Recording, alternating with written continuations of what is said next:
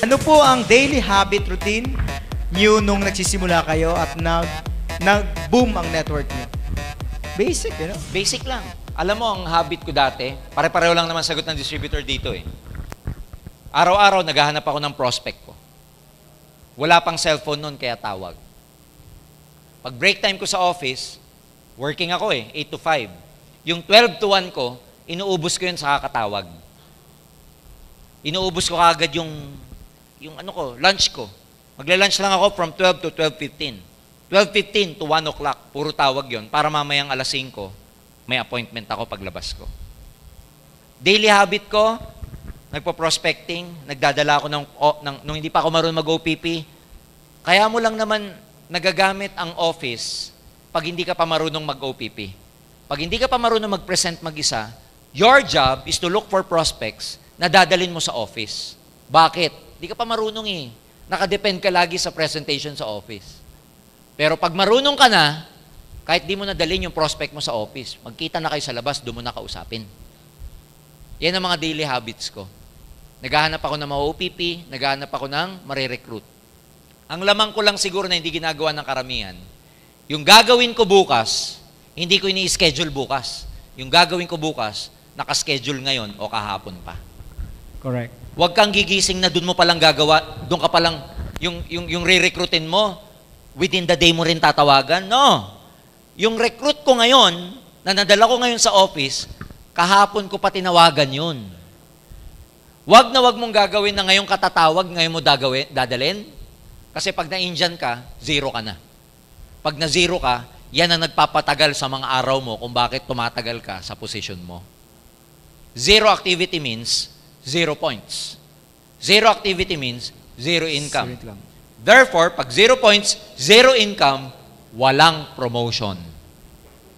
Don't expect a lot kung wala kang activity every day.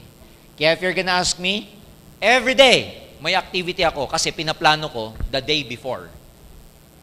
So ngayon, halimbawa, gabi ngayon, pinaplano ko na ano gagawin ko bukas. Pagdating bukas, yung plano ko for Sunday, gagawin ko ngayon.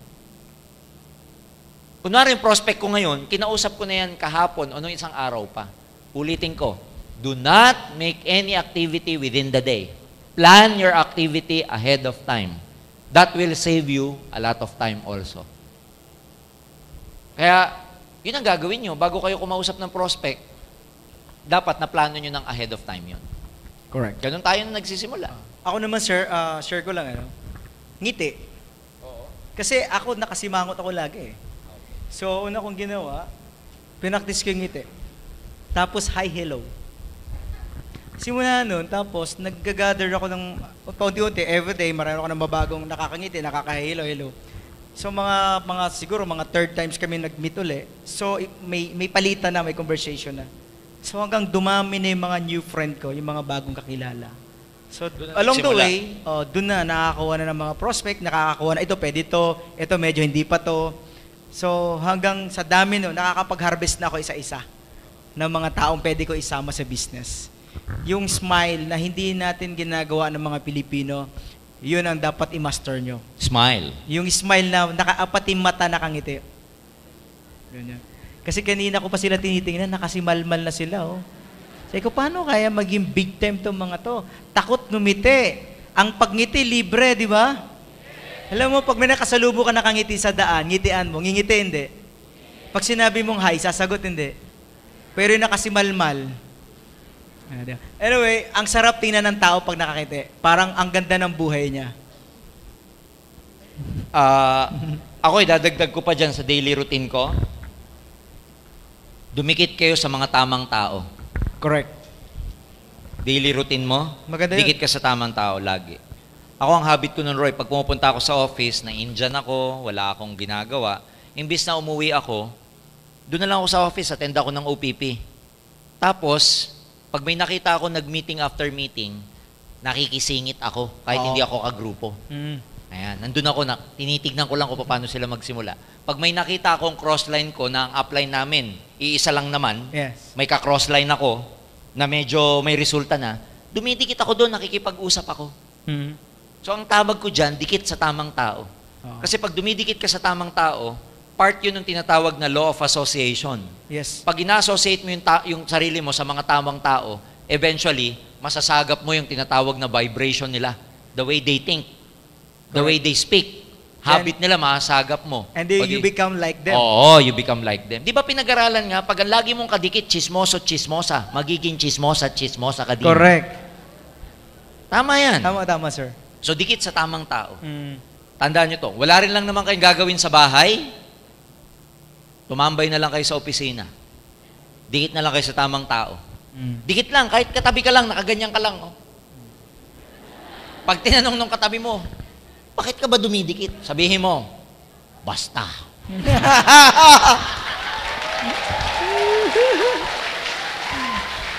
Saka ano, sir, yung... You know why?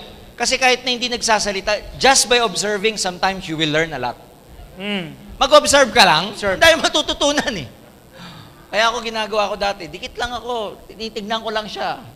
Sabihin ko, ganyan din ang forma ko one day. Ha? Dinidikitan ko lang. Doon, eventually, natutunan ko yung principles of success along the way. Tama.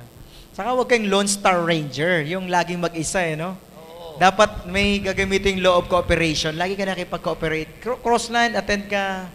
Pag friendly ka, nako, ang dami benefits. Napakalaking bagay nung didikit ka lagi sa tamang tao. In fact, starting now, those people that, yung hindi kayo natutulungan sa goal nyo, isang katotohanan sa networking to.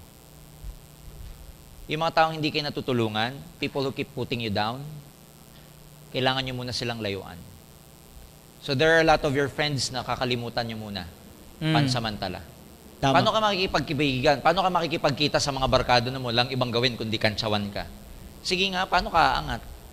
Kaya may mga barkada kang ililet go muna, kaibigan kang medyo ililet go muna, especially mga hindi naniniwala sa negosyo mo. Kasi nakakababa ng moral. Balikan mo na lang pagkasanay ka na, pag kaya mong ma-handle yung emotions mo. Pero kung sasabihin nyo sa akin, sir, normal ba yung linalayuan ka ng kaibigan mo? O kaya, normal ba yung lumayo muna ako? Nako, mas abnormal po yung ikaw, kadikit ka lagi ng kaibigan mong hindi naman kayo sinusuportahan. Tama. Layuan mo muna yung non-supportive. All people who are non-supportive of you, believe me, kailangan mo munang i-distance yung sarili mo. Ganun talaga. Tama. Ganun talaga. If you want to get something, you have to give up something. Ganun talaga. Isa yun sa mga tawag natin, Roy, sakripisyo. Sacrifice. Saka I think, sir, ang ano dyan, ang isa, nakita ko dyan, di ba, same feather, Bisaya, Same feather, flock together. Same vibration, nagja-drive. Oo. I think nagbago yung vibratory mo, yung vibratory rate mo, yung mga friend mo hindi nagbago. That's why hindi na kayo nagja-drive. Yes. So ngayon, walang masama nangyari sa'yo. Totoo. Ginusto mo lang nagpababago, kaya ka nagbago. Kaya yung nature nyo magkaiba na, kaya hindi na kayo Tutugma. Nag-iba na ang kulay mo. So ngayon, sino may gustong magpabago? Sino gusto magbago? So anong nangyayari? Hindi kayo tumutugba dahil yun talaga ang gusto mo. So kahit anong gawin mo, talagang hindi na magkaiba ng language nyo. Magkaiba na ang trip nyo. Magkaiba na, di ba? Siya, ang trip niya, cellphone. Ikaw, kotse. Pagtatawanan ka. Kasi masyado nang malaki yung utak mo, sila na pag-iwanan. So kaya ang nangyayari, hindi na talaga kayo magtugma. Kaya po walang masamang nangyayari sa'yo. Nagkataon lang, nag-iiba ka na ng vibration. Tumataas na ang frequency mo. Nag-iiba na ang consciousness mo. So payaman ka na. Ganun talaga eh. Ano gusto nyo? Pa yung yun yung, yung sinasabi natin, Roy, na kasi ngayong nag-game global ka, yung level ng awareness mo, nag-iba na. Yes. Nag-iba yung level ng awareness mo eh. Alam nyo, Paul, pag ang caterpillar naging butterfly, yung butterfly, Lilipad. hindi na pwedeng makipagbarkada sa caterpillar. Correct. Nagkapakpak pa siya kung ang barkada niya yung gumagapang din. Yes. In the same way, yung caterpillar, hindi niya na pwede maging barkada yung butterfly kasi malayo na mararating nun. Hindi siya nakakalipad. Oo. It's not that because the butterfly and the caterpillar are bad. No. That doesn't make them a bad person or bad thing or bad insect. It's just their level of awareness is totally different from one another. So pag ikaw lumayo sa kaibigan mo, that doesn't make you a bad person. And pag hindi nakasabay yung friend mo, that doesn't make him or her a bad person either. Yes. Nagkataon lang, iba na yung level ng consciousness ninyo. Nyo. Iba yung gusto nyo. Iba na. Eh, ang mga kaparehas mong level ng consciousness, mga global ambassador, mga MC, Yeah. mga top distributor, mga successful na tao. Oh. Kaya, makikita nyo, mas nag-i-enjoy kayo pag sila kausap nyo. Oo. Pag sila ang pinapakinggan nyo, pag nagsasalita sila, pas parang tanggap ng pagkatao mo.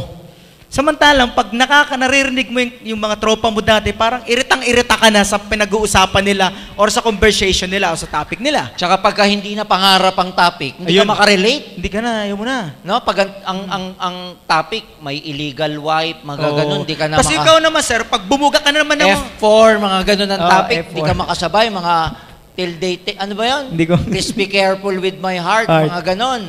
Hindi ka makarelate. Oh. Gusto mo laging dreams, DTC, 1.5, 1.5. Unilevel, Prospect. stair step, upline, Wala. C24, yun ang mga gusto mo eh. Which is yun naman ang ayaw nila. Oh, yun naman ang Oh. ayaw nilang topic. Pag yun naman ang topic mo, sasabihin sa, puro ka nalang networking eh. Marami negosyo. Kanta na mo nga, gumaganon pa sa'yo.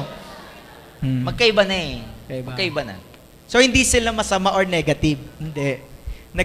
Nagkaiba lang kayo ng iba na kasi kayong level. Diba? Oo. So, negosyante ka na kasi. On the way ka na sa Paiba na eh. Oo. sa success. Siya lang, Tama. nakatambay pa. So, iba talaga eh. Tama, di ba? So, gusto niyo pa bang katanungan? Para may kasagutan? Ang gusto-gusto nila, no, sir? Oo. Direct to the... Alam mo ba't gusto nila? Tinatamaan sila eh. Oo. Pag ang isang tao tinatamaan gustong-gusto kasi, ang first step ng transformation, recognition. Magsisimula ka magbago pag na-recognize mo kung ano yung mga mali at pagkukulang mo. Kaya pag tinatamaan ka, good news yan. Okay? Alright.